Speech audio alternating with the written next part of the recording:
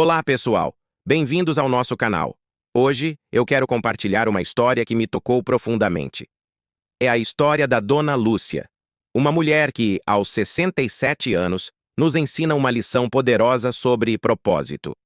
Imaginem só, depois de dedicar 40 anos da sua vida como enfermeira, cuidando dos outros com tanto carinho, Dona Lúcia finalmente se aposentou. Era para ser um tempo de descanso, mas logo depois, a vida trouxe um golpe duro. Ela perdeu o marido, seu grande companheiro. De repente, a casa ficou silenciosa.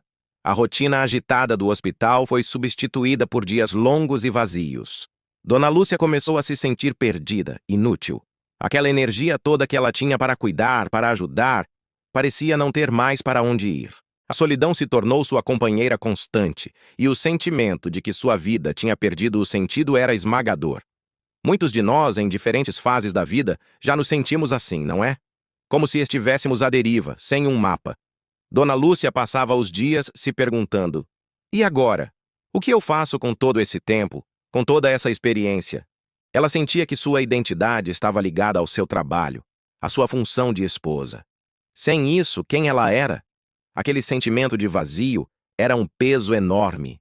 Ela tentava preencher os dias com tarefas domésticas, assistindo televisão, mas nada parecia trazer de volta aquela faísca, aquela sensação de ser necessária, de fazer a diferença no mundo. Era uma dor silenciosa, que muitas pessoas enfrentam quando um grande ciclo de suas vidas se fecha.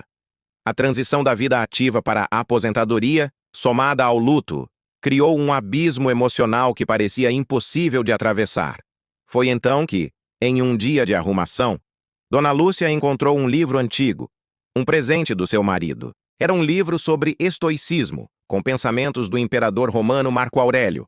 Uma frase em particular saltou aos seus olhos: "O que não é bom para o enxame, não é bom para a abelha." Ela leu e releu aquela frase. De repente, uma luz se acendeu. Ela entendeu que, assim como a abelha encontra seu propósito servindo a colmeia, ela também poderia encontrar o seu servindo à comunidade. Ela percebeu que seu bem-estar estava conectado ao bem-estar dos outros. Aquele sentimento de inutilidade vinha justamente de estar focada apenas em si mesma, em sua própria perda e em seu próprio vazio. A sabedoria antiga de Marco Aurélio a lembrou de algo que ela, como enfermeira, sempre soube no fundo do coração. Cuidar dos outros é também uma forma de cuidar de si. Inspirada por essa ideia, Dona Lúcia decidiu agir. Ela pensou: onde minha experiência como enfermeira, minha paciência e minha vontade de ouvir podem ser úteis? A resposta veio rápido: um asilo na sua cidade. Ela se ofereceu como voluntária, não para fazer procedimentos médicos, mas para algo talvez ainda mais essencial: oferecer escuta, companhia e afeto. Ela passava as tardes conversando com os idosos, ouvindo suas histórias de vida, segurando suas mãos, lendo para aqueles que já não conseguiam enxergar bem. Ela se tornou a amiga que muitos ali não tinham mais. Além disso, ela criou um novo ritual para si mesma. Todas as manhãs, com uma xícara de café nas mãos, ela refletia: como posso servir ao mundo hoje? Às vezes, a resposta era um grande gesto, como ir ao asilo. Outras vezes, era algo pequeno: ligar para uma amiga que estava triste, dar um bom dia sorridente ao carteiro, preparar uma sopa para um vizinho doente. E a transformação foi incrível. Aos poucos, aquele vazio no peito da Dona Lúcia foi sendo preenchido por uma nova alegria. A alegria de servir. Ela redescobriu seu senso de utilidade, não mais em um uniforme de enfermeira, mas em seus gestos de compaixão. Ela encontrou uma nova família nos idosos do asilo e um novo propósito em cada pequeno ato de bondade. A história da Dona Lúcia nos mostra que a aposentadoria e as perdas não precisam ser o fim da linha. Elas podem ser o começo de um novo capítulo. Um capítulo onde escolhemos viver com mais consciência, mais generosidade e mais amor. O propósito não está em um cargo ou em uma função. Está na nossa capacidade de nos conectarmos e servirmos uns aos outros. A vida continua cheia de significado quando escolhemos fazer o bem. Espero que a jornada da Dona Lúcia tenha inspirado vocês tanto quanto me inspirou. Agora vem outra história muito interessante. Você já sentiu que o seu sonho estava escapando por entre os dedos? Aquela sensação de que, não importa o quanto você tente, O sucesso parece estar sempre um passo à frente? Hoje, eu quero te contar a história de Pedro, um jovem guitarrista de 24 anos que viveu exatamente isso. Talvez a história dele seja um pouco da sua também. Pedro não queria ser apenas um músico. Ele queria viver da música.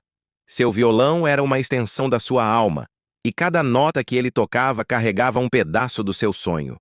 Ele passava noites em claro gravando demos, enviando seu material para todos os lugares e batendo de porta em porta nos bares da cidade, na esperança de conseguir uma chance de mostrar seu talento. Mas a realidade foi mais dura do que ele imaginava. Para cada sim que ele esperava, vinham 10 nãos. Os e-mails não eram respondidos. Os donos de bar diziam que seu estilo não combinava com o público, e as poucas vezes que conseguia tocar, era para um público pequeno e distraído. A frustração começou a pesar como uma âncora. Ele entrava nas redes sociais e via outros músicos, alguns até mais novos, com milhares de seguidores, shows lotados e contratos assinados. A comparação era inevitável e cruel. A voz da dúvida, que antes era um sussurro, agora gritava em sua mente. Será que eu sou bom o suficiente? E se eu nunca conseguir, talvez eu não tenha nascido para isso. O medo do fracasso estava paralisando-o. O violão, que antes era seu refúgio, começou a juntar poeira no canto do quarto. Desistir parecia a única saída lógica para acabar com aquela dor. E foi nesse momento de quase desistência que Pedro encontrou algo inesperado. Não foi um contrato musical milagroso, nem um produtor famoso. Foi uma frase, escrita há quase 2000 anos por um filósofo estoico chamado Epicteto.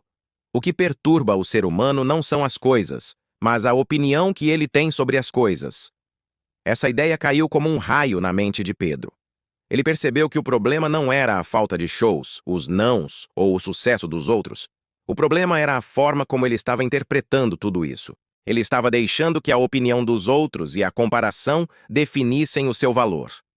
A dor não vinha do fracasso em si, mas do seu medo paralisante do fracasso.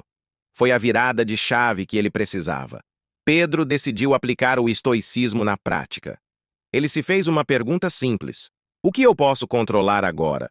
Ele não podia controlar se um dono de bar o contrataria ou se as pessoas gostariam de suas músicas. Mas ele podia controlar suas próprias ações. Então, ele fez um pacto consigo mesmo. Passou a focar unicamente no que estava ao seu alcance. Em vez de se preocupar em agradar um público imaginário, ele começou a praticar guitarra todos os dias, por puro prazer. Voltou a compor, não para conseguir um contrato, mas para expressar o que sentia. Ele começou a tocar para si mesmo antes de sequer pensar em tocar para os outros.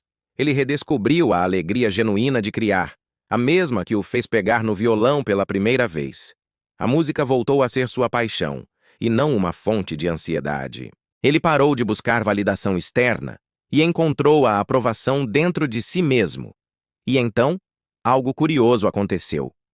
Ao se libertar da necessidade de ser reconhecido, sua música se tornou mais autêntica, mais pura, mais ele. Ele começou a postar vídeos tocando em seu quarto, não porque queria viralizar, mas porque queria compartilhar sua paixão. E as pessoas sentiram essa autenticidade. Um comentário apareceu, depois outro, depois dezenas. O dono de um pequeno café viu um de seus vídeos e o convidou para tocar. As pessoas não iam mais apenas para tomar um café, iam para ouvir o Pedro. Lentamente, naturalmente, seu trabalho começou a ser notado. Não porque ele estava desesperadamente buscando a fama, mas porque ele finalmente estava agindo com presença e verdade. Pedro aprendeu que o sucesso não é um destino final, mas o resultado de se concentrar no processo e amar o que você faz, independentemente do resultado. A história dele nos ensina uma lição poderosa. Muitas vezes, a maior barreira entre nós e nossos sonhos não é o mundo lá fora, mas as opiniões que carregamos aqui dentro. Se você se sentiu conectado com a jornada do Pedro, deixe um comentário contando qual é o seu sonho. E se este vídeo te inspirou de alguma forma, não se esqueça de curtir e se inscrever no canal para mais histórias como essa. Muito obrigado por assistir e até a próxima!